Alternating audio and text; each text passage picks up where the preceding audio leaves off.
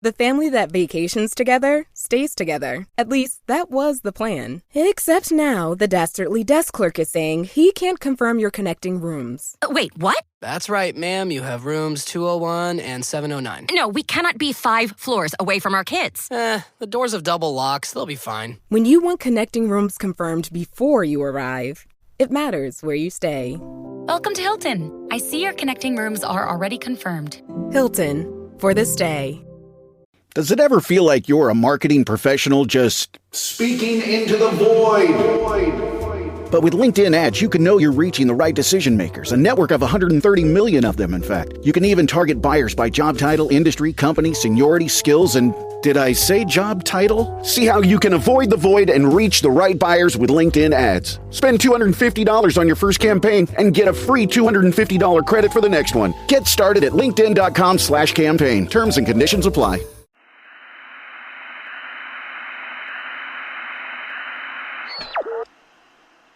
This October, the wrong station celebrates a decade of dread. You can read the show notes to discover terrible new ways to celebrate with us. Today's episode, Cuckoo, is written by Lucy Winter and performed by Anthony Botelho.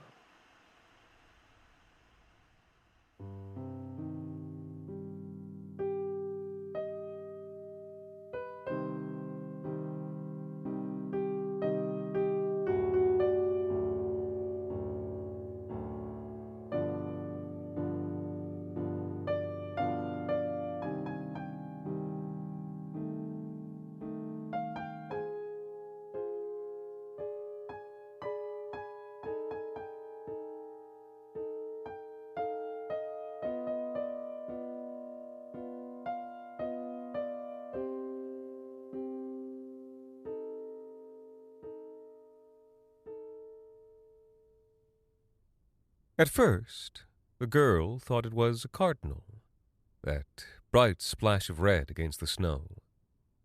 When she got a little closer, though, she saw that what had looked like plumage was actually a hat. A wool hat, thick and luxurious.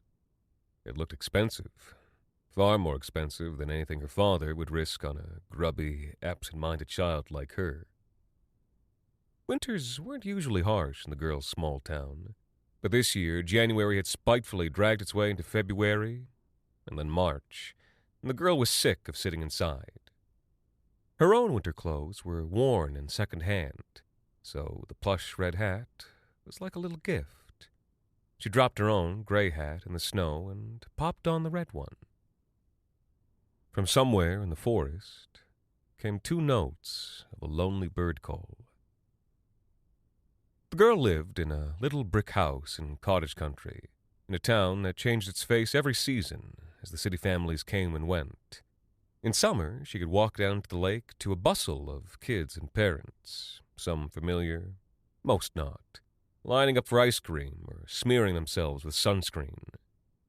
But winters always came, and the house was always emptied, and the little girl spent her winters roaming the silent town. Her father worked in nature conservation, though she didn't understand much beyond that. He told her, but he was no good at talking to children. He liked to ramble at her like he was talking to a colleague, filling the empty air between them with facts and lectures far above her level. Still, she picked up a little. She knew what echolocation was, and which animals used it. She knew the life cycles of mosquitoes and hermit crabs. And she knew the call of the cuckoo bird. They heard it together one morning over breakfast. They lay their eggs in the nests of other birds, her father had told her. Raising their own young is too much trouble, you see. Some birds do that, trick other birds into raising their children for them. The thought was funny. The girl imagined an oblivious little changeling bird sitting stupidly in the wrong nest, with no idea it looked any different from its brothers and sisters. Doesn't the mother bird notice that it's not like the other babies? There are no other babies. The cuckoo instinctively pushes them out of the nest when it hatches. That thought wasn't so funny. When her father returned to his work, the girl sat at the table for a long time, listening to the bird song. while her cereal turned to paste in her bowl. 2 lonely notes. Cuckoo, cuckoo. The same notes she was hearing now, alone in the forest, in her cardinal red hat. Pleased with her new treasure, the girl walked on down the trail. She hadn't gotten far before she spotted another surprise. A pair of brown leather gloves laid neatly on the snow, as though they were just for her. They were new and uncreased, and had the warm smell of fresh leather.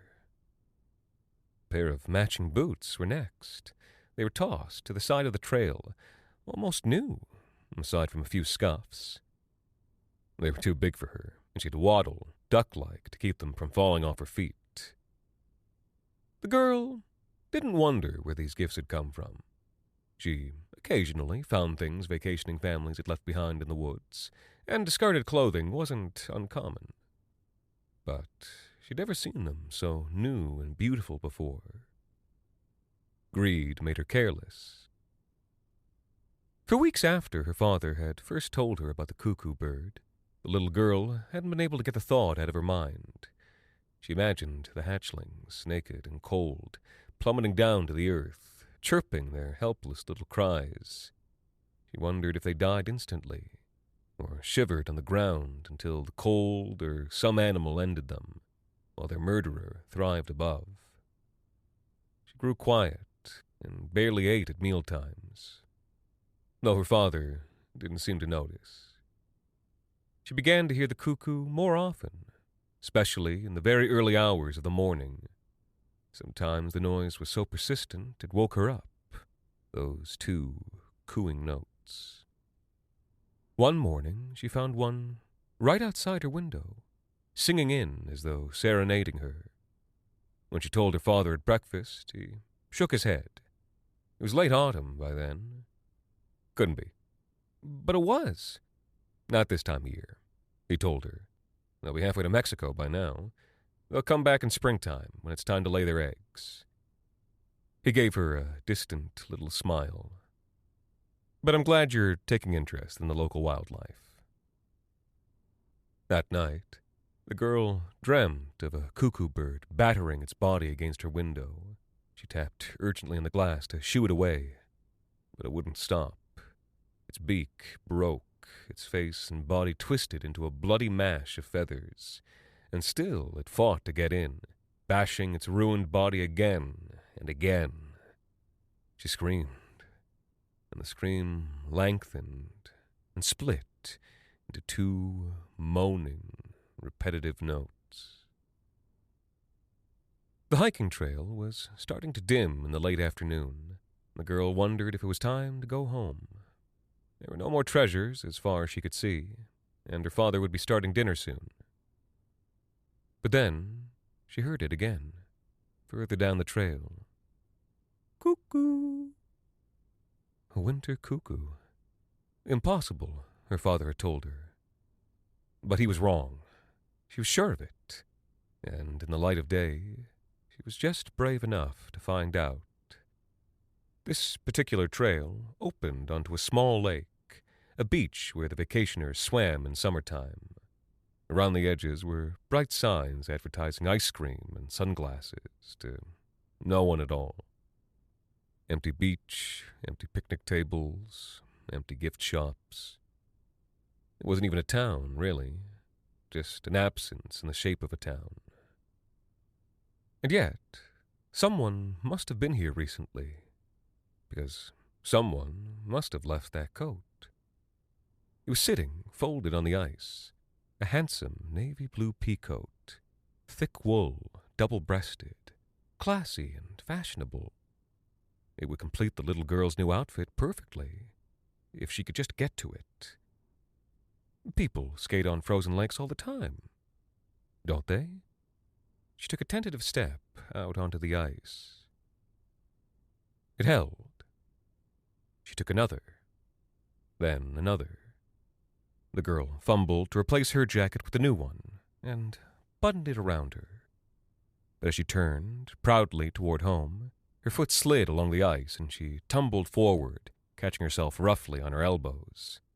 She stopped just short of a bloody nose on the ice. But instead of relief, she felt only shock.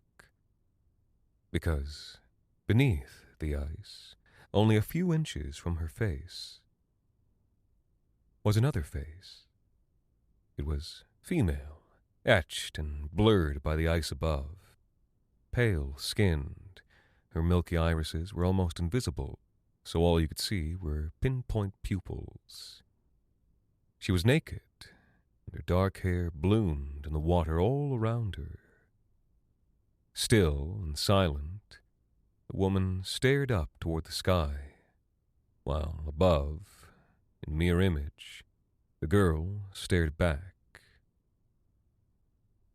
If her father had been there, he might have explained in his taciturn way how hypothermia changes the brain, the way the mind shuts down in the cold, how you become delirious and inexplicably begin to take off your clothing, piece by piece, dropping it in the snow behind you. But her father wasn't there to make sense of what she was seeing. So she just knelt on the ice in the dead woman's clothes and stared. She didn't move a muscle until the ice cracked. A wool coat soaked in water might as well be an iron weight. The cold shocked the air out of her lungs, and though she kicked, scrabbling at the ice with thick, gloved hands, the girl sank. The ice refroze in a matter of hours and was covered up by a layer of fresh snow. But in town, someone was walking up to the little brick house. A young girl in a gray hat. Her coat and gloves were old and grubby, and her scuffed boots crunched on the salt of the front step. The child padded through the front room, through the hall, to the kitchen, and then to the fridge. Inside, a sparse collection of Tupperware leftovers and browning vegetables. From the carton on the bottom shelf, she selected a single white egg. It popped and cracked in her teeth, yellow yolk dribbling down her chin. She took another, and another, hunched over the food, barely breathing between each swallow. "You can't wait till dinner?" She jumped, swiping her face with the back of her hand, and looked up at the man in the doorway with dark, cornered eyes. But before he could speak again, he was interrupted by two keening notes. She ran to the window, her nose nearly touching the glass. He joined her, running his eyes across the tree line. A few common starlings, a crow. Nothing that could produce that song. Is this what you've been hearing? The lonely cuckoo song echoed through the window, mournful, searching. A call, waiting for a response that never came. The man looked down to see that a tiny hand had made its way into his. She was small for her age, and her whole hand nestled into his palm with room to spare. Her eyes, huge and watchful, turned toward him. Somewhere in the air between them, a decision was made. "It's only the wind," he said, drawing the curtain closed. There are no winter cuckoos.